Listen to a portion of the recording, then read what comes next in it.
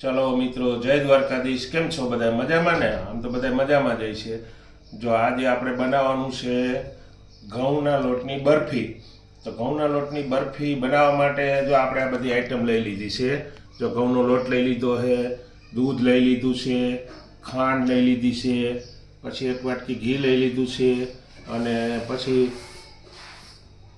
આ ચણાનો લોટ 2 ચમચી લઈ લીધો છે, અને મિલ્ક પાવડર 2 ચમચી લઈ લીધો. તો આપણે રેસીપી ચાલુ કરીએ. જો હાલો, આપણે એક વાટકો ઘઉંનો લોટ લઈ લીધો છે શેકવા માટે, અને એમાં 2 ચમચી જેટલો ચણાનો લોટ નાખી દઈએ. હવે આપણે એને થોડીક વાર શેકવાનો છે, બ્રાઉન કલર થાય ને ત્યાં સુધી.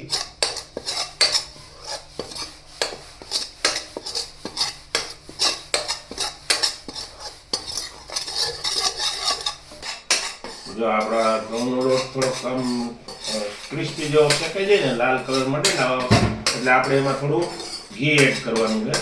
જો આમ તો દાજ મીઠી બેસવા નકર બહુ ગરમ થાય ને એટલે લોટ મળે દાજ બેસવા, એટલે એવું નહીં થવા દેવાનું. આ થોડોક સ્ક્રીન જેવો દેખાય ને અને પછી એમાં ઘી એડ કરી દેવાનું. જો આપણે એમાં એક વાટકી ઘી એડ કરી દઈએ.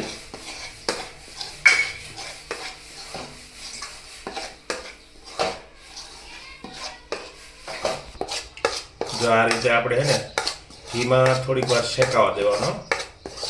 બહુ લાલ નહીં કરવાનો, પણ આમ થોડો ક્રિસ્પી થાય એટલો શેકાવા દેવાનો. જો હવે આપણે લોટ છે ને શેકાવાની તૈયારી ઉપર છે. થોડીક વાર આમ જરા ઓલું કરી નાખીએ એટલે આપણો લોટ શેકાઈ જાય. પછી એમાં આપણે થોડીક ખાંડ એડ કરવાની છે. જો આ 1 વાટકી ખાંડ એડ કરવાની છે, અને આને મિક્સ કરવાનું છે. ખાંડ થોડીક ઓગળી જાય ને ત્યાં સુધી આને હલાવવાનું.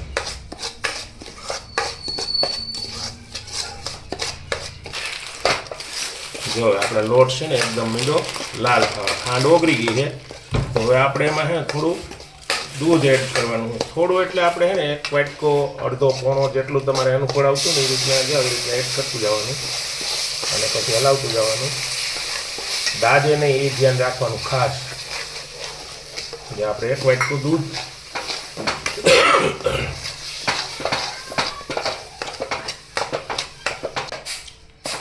જો આપણે હવે છે ને લોટ શેકાઈને કમ્પ્લીટ થઈ ગયું, એમાં દૂધ નાખ્યું. દૂધ એ હવે સુહાઈ ગયું છે, અને હવે આપણે એમાં મિલ્ક પાવડર એડ કરવાનો છે. તો હવે આપણે 1 વાટકી નહીં પણ પોણી વાટકી જેટલી આ દૂધ મિલ્ક જે આપણે એડ કરી દઈએ. જો આ રીતે પછી એને હલાવ્યા રાખવાનું થોડીક વાર. હલાવવા માટે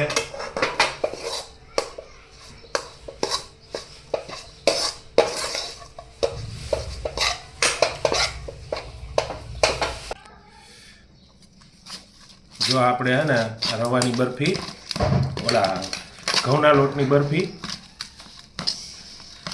તૈયાર થઈ ગઈ છે. તો હવે આપણે એને એક પ્લેટમાં ઠારવા માટે કાઢી લેશું.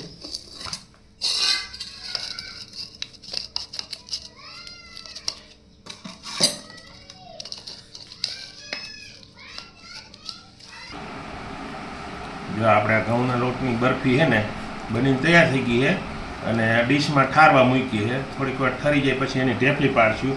અને અત્યારે જે આપણે ડ્રાયફ્રૂટ કોઈ વસ્તુ નાખવી હોય ને, તો જો આપણે કાજુ લીધા છે. કાજુ આપણે આ રીતે પાથરી દઈએ. તમારે કોઈ પણ આઈટમ, જો બદામ છે, પિસ્તા છે, ખમણ છે, એવું કોઈ પણ ફ્રૂટ નાખવું હોય તો નાખી શકો છો. પણ અમે તો ખાલી આ કાજુ નાખ્યા છે જે આવી રીતના.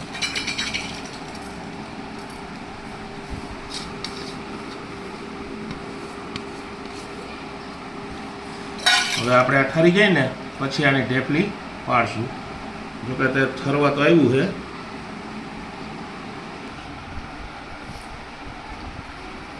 જો આપણે આ ઘઉંના લોટની બરફી તૈયાર થઈ ગઈ, અને ઉપર મસાલા નાખ્યો. જો કમ્પ્લેટ ઢેફલી થઈ ગઈ. અને આવી રીતના ઢેફલી બને ઘઉંના લોટની બરફી કહેવામાં આવે છે. પણ તમે આવી રીતના ક્યારેક ટ્રાય કરજો. અને ઉપર મસાલામાં જો આપણે કાજુ નાખ્યા, બીજું કંઈ હતું નહીં, પણ કોઈ પણ આઈટમ તમે નાખી શકો. અને આવી રેસીપી બનાવવામાં જો આટલી મહેનતથી આ બને અને તમે બનાવજો. અને અમારા વિડીયો કેવા લાગ્યા એ પ્રમાણે લાઈક, શેર અને સબસ્ક્રાઈબ જરૂર કરજો. અને અમારી ચેનલમાં એકવાર મુલાકાત તો કરજો જ.